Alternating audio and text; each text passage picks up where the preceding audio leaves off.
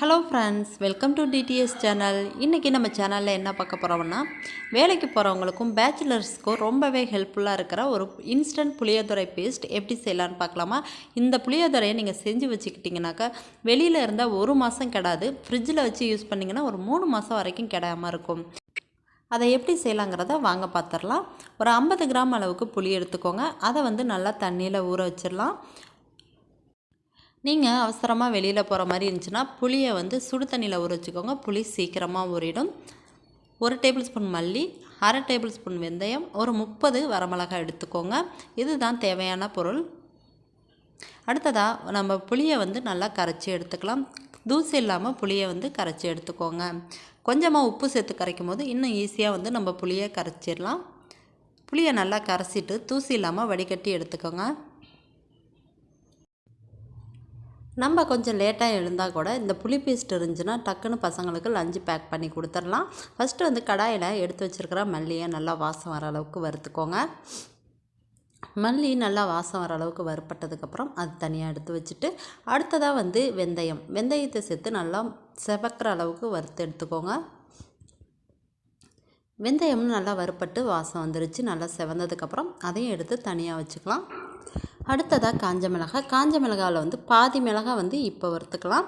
பாதி மிளகாவை நல்லா நல்லெண்ணெய் சேர்த்து நல்லா வறுத்து எடுத்துக்கணும். மிளகாய் நல்லா வறுப்பட்டதுக்கப்புறம் மல்லி, வெந்தயம் எல்லாத்தையும் ஒன்றா சேர்த்து நல்லா வறுத்துட்டு அதை ஆற வச்சு மிக்சியில் சேர்த்து நல்லா பொடியாக அரைச்சி எடுத்துக்கலாம். மிளகாய், மல்லி அதுவும் வறுத்தாச்சு. பாதி மிளகாய் இது போல் நல்லெண்ணெயில் நல்லா வறுத்து எடுத்துக்கலாம்.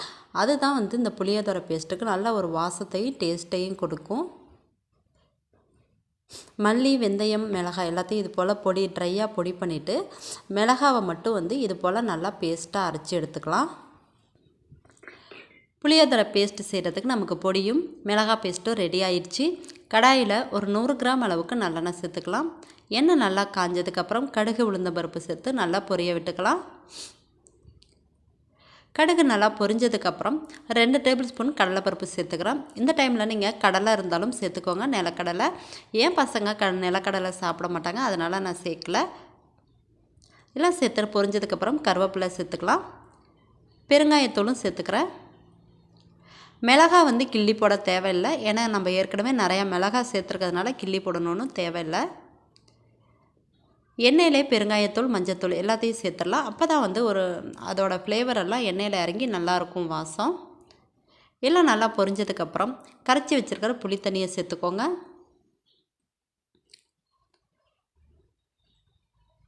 புளித்தண்ணியை சேர்த்துட்டு நம்ம அரைச்சி வச்சுருக்கோம்ல, எண்ணெயில் வறுத்து மிளகாவை நல்லா பேஸ்ட் பண்ணி அரைச்சி வச்சுருக்கதா இப்போ சேர்த்துக்கிறேன். இது புளியோதரைக்கு ஒரு தனி டேஸ்ட்டையும் ஒரு நல்ல ஒரு வாசத்தையும் கொடுக்கும்.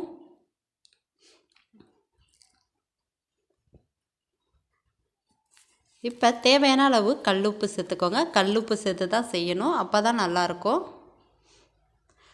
நல்லா கொதித்து எண்ணெய் பிரிஞ்சு வரட்டும். பாருங்கள், நல்லா எண்ணெய் பிரிஞ்சு கொதிச்சிருக்கு.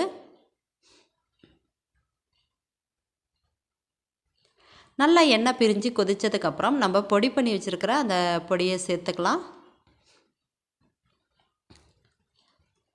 பொடியை சேர்த்துட்டு நல்லா மிக்ஸ் பண்ணி விடுங்க.